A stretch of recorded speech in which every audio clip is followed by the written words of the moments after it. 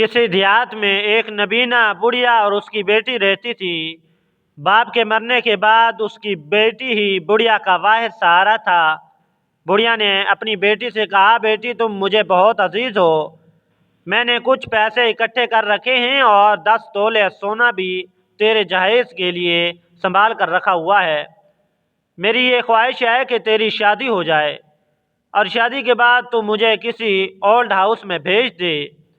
بیٹی علینا نے اپنی ماں سے صاف صاف کہہ دیا کہ میری زندگی میں تو ایسا ممکن نہیں، میں تو خود اپنا گھر بسا لوں اور اپنی ماں کو اولڈ ہاؤس بھیج دوں۔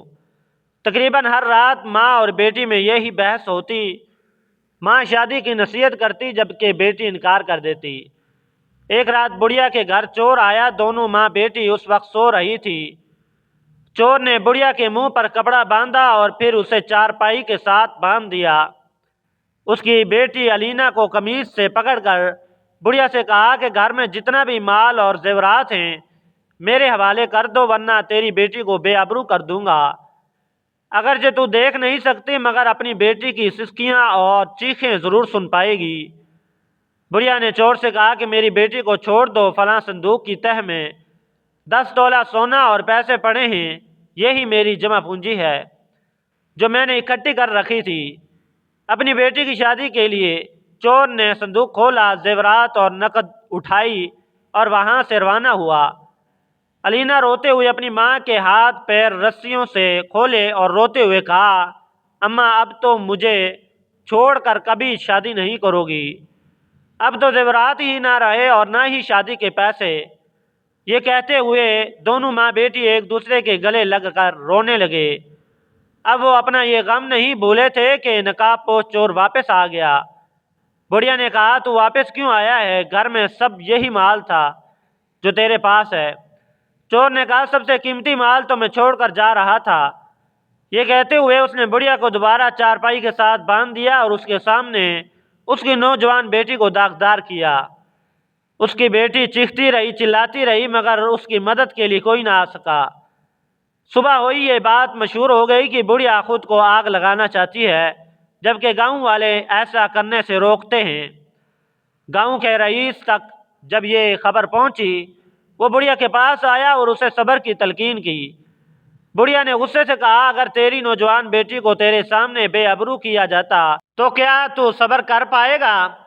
24 گھنٹے میں مجھے میری بیٹی کا مجرم چاہیے ورنہ میں خود کو آگ ضرور لگا دوں گی۔ چودھری صاحب نے یہ سنا تو اس کی آنکھوں میں آنسو آ گئے۔ اس نے بڑھیا کی بیٹی کے سر پر شفقت بھرا ہاتھ پھیرا اور وعدہ کیا کہ 24 گھنٹے کے اندر تیری بیٹی کا مجرم تیرے سامنے ہوگا۔ چودھری نے بڑھیا سے کہا کہ تم مجرم کو پکڑنے میں میری مدد کر سکتی ہو؟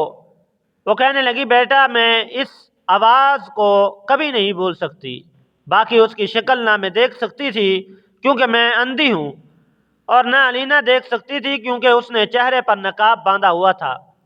چودھری نے آدھی رات کے وقت علینا سے کہا کہ زور زور سے چلاؤ۔ علینا نے چیخنا شروع کیا تو چودھری نے اپنے آدمی مختلف گھروں کے باہر کھڑے کر دیے۔ جہاں تک اس کی چیخوں کی آواز سنائی دے سکتی تھی انہوں نے گھروں کے سربراہ کو حاضر کیا اور کہا، جب لڑکی چلائی تھی تب تم مدد کے لیے کیوں نہ پہنچے؟ کچھ نے کہا کہ وہ گہری نیند میں تھے، کسی نے کہا ہمیں لڑکی کی آواز سنائی نہیں دی ورنہ ضرور آتے۔ صبح ہوئی تو چودھری نے اپنے قیمتی بیل ذبح کیا اور پورے گاؤں کے افراد کو کھانے کی دعوت دی۔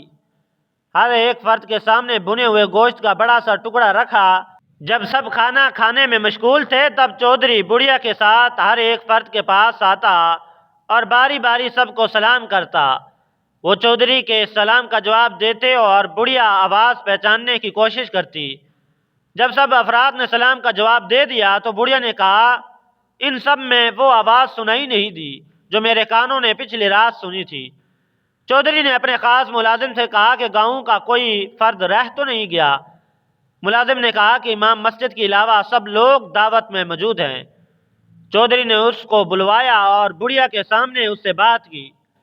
بڑھیا نے رو کر کہا، خدا کی قسم یہ وہی آواز ہے جو میرے کانوں نے سنی تھی۔ امام مسجد کو پولیس کے حوالے کیا گیا مگر اس نے اپنے جرم کا اعتراف نہ کیا۔ جب مار برداشت نہ کر پایا تو بول اٹھا کہ یہ چوری میں نے ہی کی تھی اور اس چوری کی ذمہ داری تمام گاؤں والوں پر عائد ہوتی ہے، کیونکہ یہ مجھے ماہانہ 5,000 دیتے تھے۔ اس مہنگائی میں اس معمولی تنخواہ پر گزارا بہت مشکل تھا۔ چودھری نے کہا، تو لڑکی کو داغدار کرنے کے لیے کس کو ذمہ دار ٹھہراؤ گے؟ امام مسجد کہنے لگا، شیطان مجھ پر غالب آ چکا تھا، میں اس کے قریب میں آ گیا تھا۔ چودھری نے کہا کہ کاش تو چوری کر کے واپس نہ آتا، میں تیری تنخواہ بڑھا دیتا، تجھے مالی طور پر مضبوط کرتا، مگر تو مڑ کر واپس آیا اور ایک لڑکی کی عزت بھی لوٹ لی۔ اس گناہ کی معافی نہیں ملے گی۔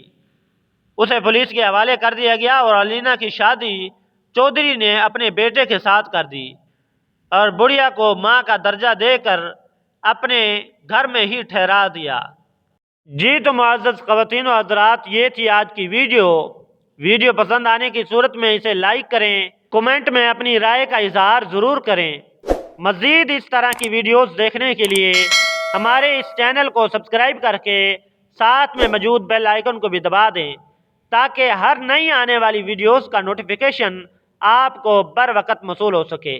ملتے ہیں ایک نئی ویڈیو کے ساتھ۔ اللہ حافظ۔